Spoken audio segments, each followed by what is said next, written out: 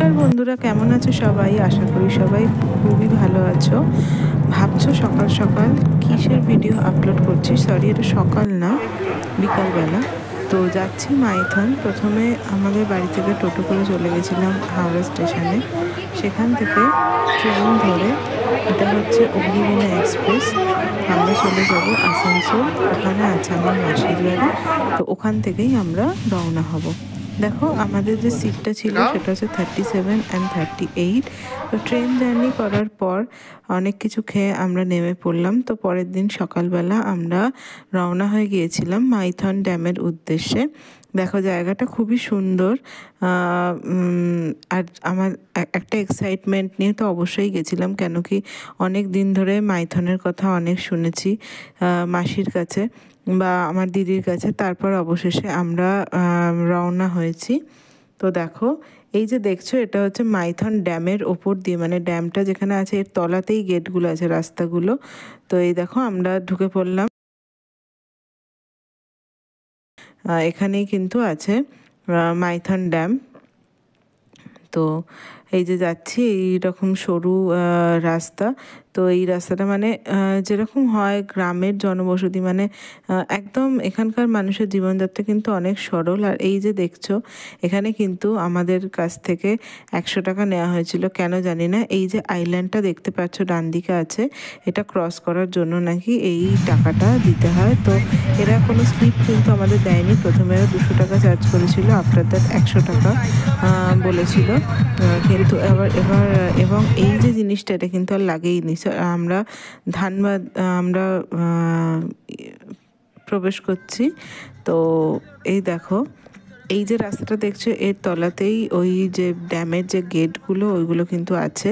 এখন তো জল ছাড়েনি, বর্ষার সময় যখন জল ছেড়ে দেয় তখন নাকি, মানে এখন যতটা সুন্দর তখন নাকি সেরকম ভয়ঙ্কর টাইপের সুন্দর হয়ে যায় এই ড্যাম। তো আস্তে আস্তে আমরা এগিয়ে চলেছি। তো বেশ কিছুটা গিয়ে কিন্তু গাড়ি পার্কিংয়ের তবে জায়গা, সেখানে গাড়ি পার্কিং করে তারপর আমরা আবার আমাদের ডেস্টিনেশনের উদ্দেশ্যে রওনা হব।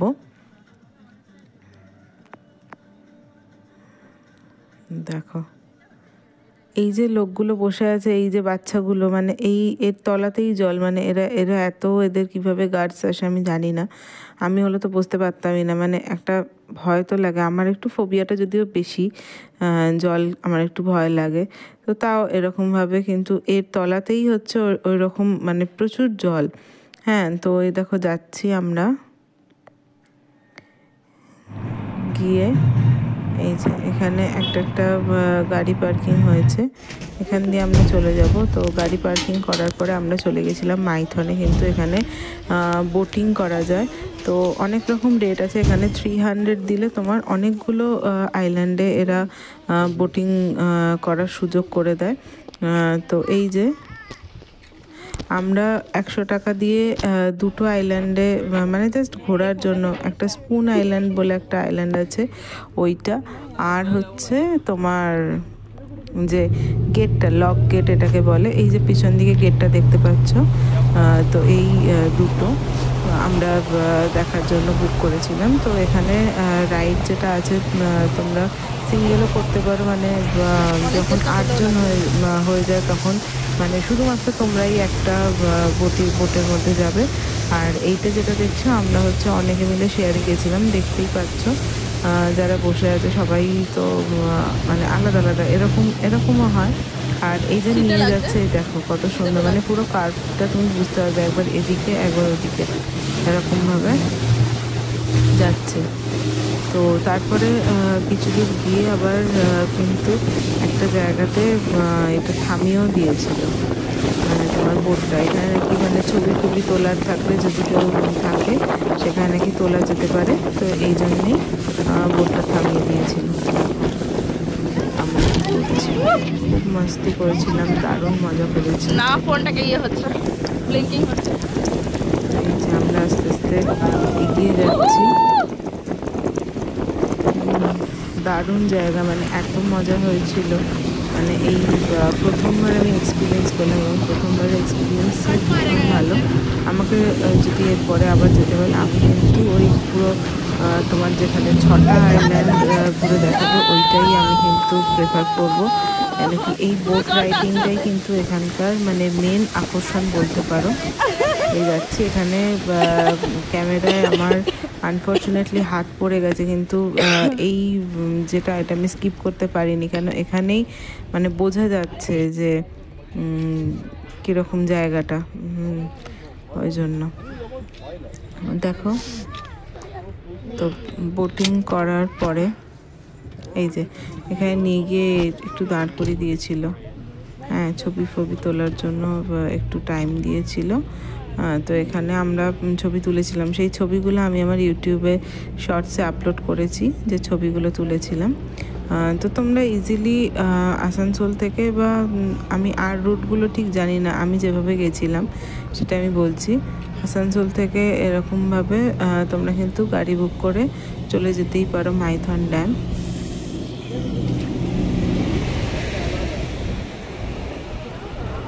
দেখো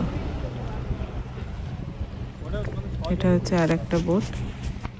এই যে এখানে দেখছো, এখানে এসে মানে রাইডিংটা শেষ হয়, আমরা এখান থেকেই স্টার্ট করেছিলাম। দেখো এই যে ওই আগের যে বোটটা দেখলে ওখানে হচ্ছে মানে 8 জন হলে তোমরা একাই ওইটাতে যাবে, মানে আর কেউ যাবে না। আমাদের যেহেতু 8 জন হয়নি তাই আমাদের ওই শেয়ারিংয়ের ওইটাতেই যেতে হয়েছে। আর এখানে গেলে কিন্তু ওরা কিন্তু ওই লাইফ জ্যাকেট প্রোভাইড করবে, হ্যাঁ এটা পরে গেলে সেফ, মানে সেফটির ব্যাপার তো আছেই। আর একটা হচ্ছে এগুলো মানে যেরকম যা সাইজ লাগে প্রত্যেক আলাদা আলাদা কিন্তু সাইজের আছে, মানে বাচ্চাদের আছে, বড়দের আছে, ওরাই এটা প্রোভাইড করে, এটার জন্য কিন্তু কোনো টাকা নেয় না। নিয়ে তারপরে রাইড শুরু হয়। এই যে দাদা দেখে তো এখানে কীরকম আছে, এই যে দাদা ইনি মানে চালাচ্ছিলেন বোটটা।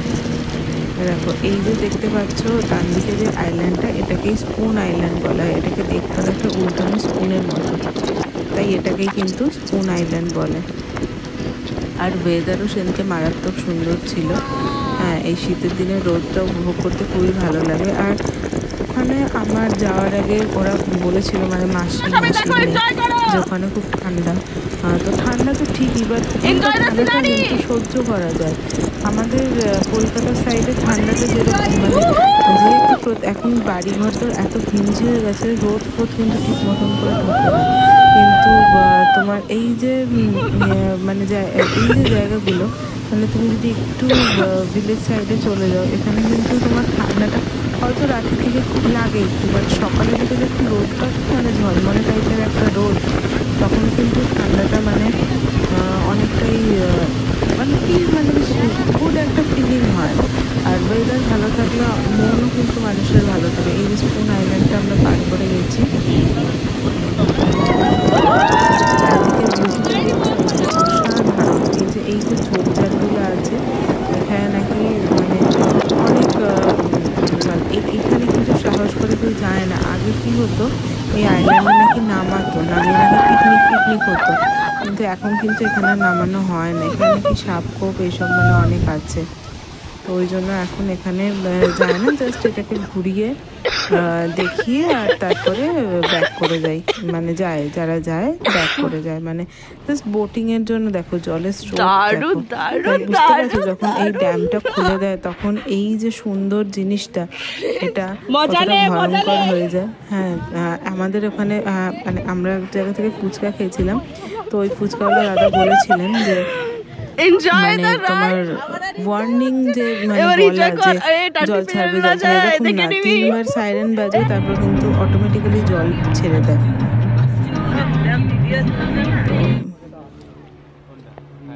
বোট রাইডিং শেষ হয়েছে, এবার আমরা লক গেটের উদ্দেশ্যে যাব।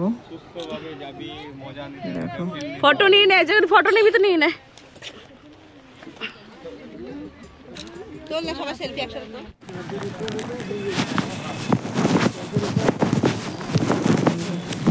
তো যেদিকে বোটিং হয় তার অপোজিটে এরকমভাবে একটা রাস্তা আছে, এরকম দুদিকে এরকম গাছপালা আর মাঝখান দিয়ে রাস্তাটা।